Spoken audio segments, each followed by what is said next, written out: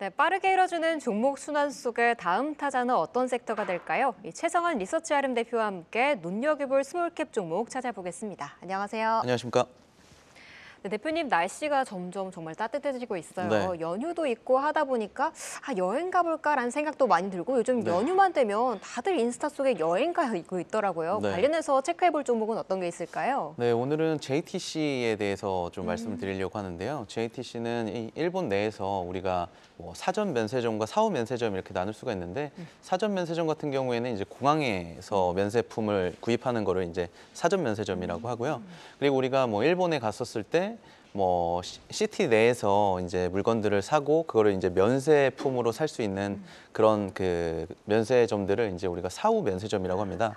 근데 일본 내에서 이 사후 면세점의 점유율 1위를 기록하고 있는 업체라고 보시면 될 것 같습니다. 사후 면세점 업체라고 볼 수 있을 네. 것 같은데요. 요즘 정말 근데 해외여행 중에서도 일본 여행을 특히 많이 가더라고요. 네. 어느 정도일까요? 일단은 뭐 2022년도 같은 경우에는 전체 그 일본을 방문했었던 외국인 관광객들이 383만 명, 그리고 2023년도에는 2,500만 명을 좀 넘었었습니다.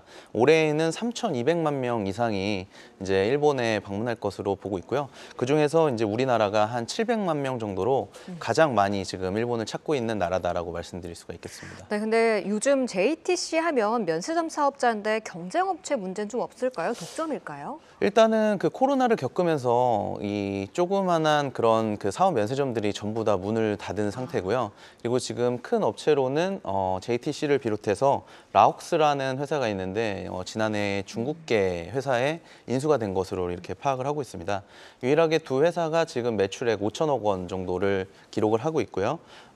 현재 라옥스를 제외하고는 말씀드렸다시피 이 경쟁사가 없기 때문에 어떻게 보면 코로나가 끝난 이후에 이 시장이 많이 재편이 됐고 지금은 외국인 관광객들이 늘고 있는 그런 상황에서 상당한 수혜를 받고 있다 이렇게 말씀드릴 수가 네, 있겠습니다. 비중이 굉장히 크다고 볼 수 있을 것 네. 같은데요. 또 다른 투자 포인트는 어떤 게 있을까요? 네, 일단은 JTC 같은 경우에는 중국인 관광객들을 좀 많이 더 유치를 해야지 일본 내에서 관광객 수가 더 늘 수가 있는데요. 지난해 8월에 이제 오염수 문제 때문에 이제 중국인 관광객들이 일본에 가지 말자, 뭐 단체 관광객들을 좀 못 가게 제한하는 그런 사건이 있었습니다. 그래서 약간은 좀 우려감들이 있어서 3분기 실적이 약간 좀 슬로우해지는 그런 부분들이 보여졌지만 그 이후에 이제 지난해 하반기 연말로 가면서 중국인 관광객들이 다시 일본을 찾는 그런 모습들을 보여주고 있고 올해 들어서도 일본인 관광객들이 많이 이제 일본을 방문하고 있어서 어떻게 보면은 이제부터 조금 더 가파른 회복세를 나타낼 수 있겠다라고 볼 수가 있겠습니다. 네, 꾸준히 가고 있는 한국인의 이제 중국인들의 수요도 더해진다면 네. 성장세는 더욱 가파라질 수밖에 없을 것 네, 같은데요. 맞습니다. 근데 요즘 또 이렇게 일본 여행을 많이 선택하는 이유가 엔저의 네. 영향도 굉장히 크잖아요. 네, 그렇죠? 그렇습니다.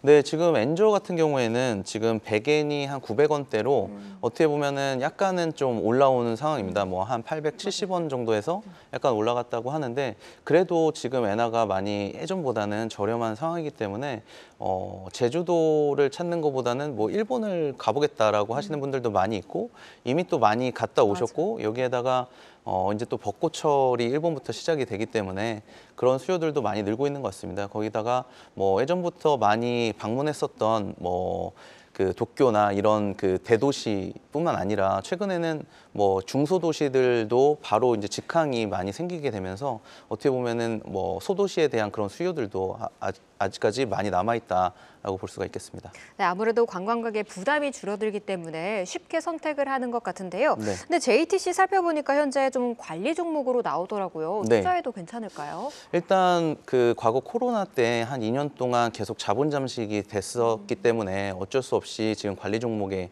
편입이 되어 있는 상황입니다. 하지만 동사 같은 경우에는 2022년도에 500억 원 규모의 유상증자에 성공을 했고요. 그리고 150억 원 가량의 이제 손자회사 시티플러스를 매각을 하면서 어떻게 보면 자본 잠식과 관련된 그런 재무적인 리스크들은 전부 다 해소가 됐다라고 볼 수가 있겠고요.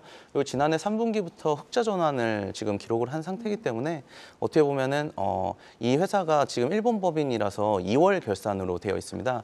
그래서 2월 결산이 끝나는 5월 달, 그러니까 올해 5월 달에 이제 사업 보고서가 발간이 되게 되거든요. 근데 이 사업 보고서가 발표가 되면 흑자 전환과 더불어서 아까 말씀드렸었던 이런 재무구조 개선까지 우리가 다 확인을 할 수 있기 때문에 분명히 관리 종목에 대한 그런 부분들이 탈피가 되는 그런 해가 될 것 같습니다. 그래서 5월 달을 기준으로 해서 좀 기대해 보셔도 좋지 않을까 이렇게 생각합니다. 네, 현금을 확보하면서 또 매출도 찍힐 예정이라고 하셨는데 실적은 좀 어느 정도 숫자가 찍히고 있나요? 일단은 5월 달에 발표가 돼봐야 알겠지만 3분기까지 흑자 전환에 성공을 한 상태고요. 3분기에 이제 흑자 전환을 했고요. 그래서 전체적으로 연간으로 봤었을 때는 4분기까지 포함해서 흑자 전환이 될 것으로 이렇게 보고 있습니다. 그리고 그 회사 자회사를 매각한 그런 부분들이 순이익으로 잡히기 때문에 그 부분까지 감안했었을 때 순이익은 100억 원 규모 정도가 될 것으로 보고 있습니다. 그래서 5월 달에 뭐 관리 종목 탈피는 저희 거의 확실하다 이렇게 말씀드릴 수가 있겠고요. 올해 같은 경우에는 매출액은 4천억 원, 그리고 영업이익은 350억 원, 순이익은 240억 원으로 어떻게 보면 큰 폭의 실적 개선세를 예상해 볼 수가 있겠습니다. 네, 영업이익이 한 자릿수에서 세 자릿수로 네. 증가하는 원년이 될 것 같은데요. 네. 네, 이렇게 실적도 좋고 수요 회복에 대한 기대감도 좋지만 또 리스크도 좀 체크해봐야 할 것 같은데 동사의 리스크는 어떤 게 있을까요? 일단은 일본 같은 경우에는 워낙에 이제 천재지변이 많은 그런 나라다 보니까 좀 지진이라든지 해일 같은 그런 어떻게 뭐 예상치 못한 그런 변수들이 좀 있을 수 있다고 생각이 들고요. 네. 그리고 뭐 반일 감정이 또 언제든지 발생이 될 수가 있기 때문에 올해 또 선거도 있고 해서 혹시라도 그런 부분들에 좀 리스크가 있기는 하지만 말씀드렸다시피 우리나라뿐만 아니라 뭐 중국 관광객들이 또 많이 일본을 찾고 있는 그런 상황에서 실적 개선세가 예상이 되기 때문에 뭐 충분히 지금 수준에서도 주가에 메리트가 있다 이렇게 말씀드릴 수가 있겠습니다. 네, 늘어나는 수요에 성적이 따라올 거기 때문에 리스크가 있긴 하지만 그래도 눈여겨볼 만한 종목으로 JTC 짚어봤습니다. 네, 지금까지 따뜻한 봄날 늘어날 일본 여행 수요와 관련한 분석 들어봤습니다. 최성은 리서치 RM 대표의 의견 감사합니다. 감사합니다. 계속해서 다양한 경제 이슈를 알고 싶다면 구독과 좋아요, 알림 설정 부탁드립니다. AI 캐스터 권미정이었습니다.